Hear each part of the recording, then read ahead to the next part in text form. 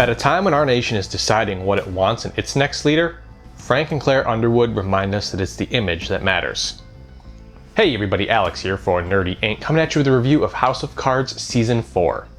Netflix has given us a season of television that is as timely as it is brilliant. Without missing a beat, the Underwoods continue to tell a story about a broken democracy and a ruthless, manipulative, dishonest power couple. Told in two halves, this season doubles down on the Underwoods and the theatrics that comprise their public image.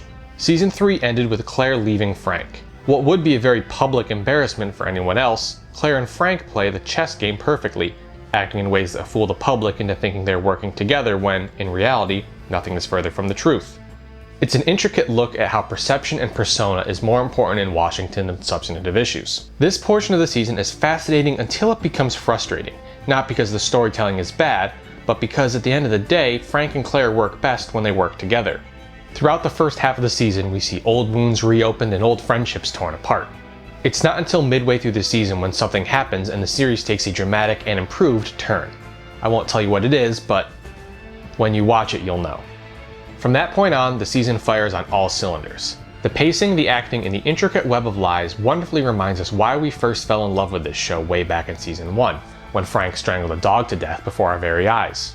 The cinematography is of particular note this season, as it takes the show to new levels. Beautiful, symmetrical shots, indicative of order and control, are almost always undercut by sidelong or unsteady shots, reminding us that Frank truly is building a fragile house of cards. The skeletons in Frank's closet come back to haunt him, sometimes through traditional means like nosy journalists, but sometimes through raw emotional guilt. The former works better than the latter, particularly because the latter relies on elaborate dream sequences, something I particularly dislike in movies. These dream sequences are pretty on the nose, and they distract from the more subtle reminders of guilt that the show has given us in the past. It's also worth pointing out that Zoe Barnes showed up in one of these dreams, and I'm glad the showrunners decided to allow the actress to keep her short hair in the dream. Remember what happened last time they put Kate Mara in a wig? That was planted. The second half of the season runs by with an electric intensity that will draw you in more than any stretch of episodes in the show to date. With Frank on the campaign trail, threats are coming in the form of the usual foreign entanglements, disloyal members of Congress, investigative reporters, and the rising star in the Republican Party. The Underwoods have problems coming at them from all angles, giving the show a gravity that has never been seen before. I've used the term WHNF before, the what happens next factor. This season does an incredible job in making us ask that question over and over. I had planned on watching this over the course of 4 days, but I ended up watching it in one sitting because the drama was so enticing. Much like last season, there are many parallels to real-life events. Viktor Petrov, the Vladimir Putin analog, returns as well as a proxy for ISIS. The NRA makes an appearance when gun control is brought up, and a few other hot topic issues are mentioned in passing as well. Despite Frank's membership in the Democratic Party, the show does a good job at maintaining neutrality throughout most of the season.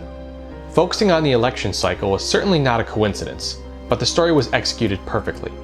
With strong ties to past seasons, multiple sources of conflict, and heavy thematic weight that is reinforced by the cinematography and acting, this is the most entertaining that politics has ever been. And he referred to my hands. If they're small, something else must be small. I guarantee you there's no problem. I guarantee it. Or not.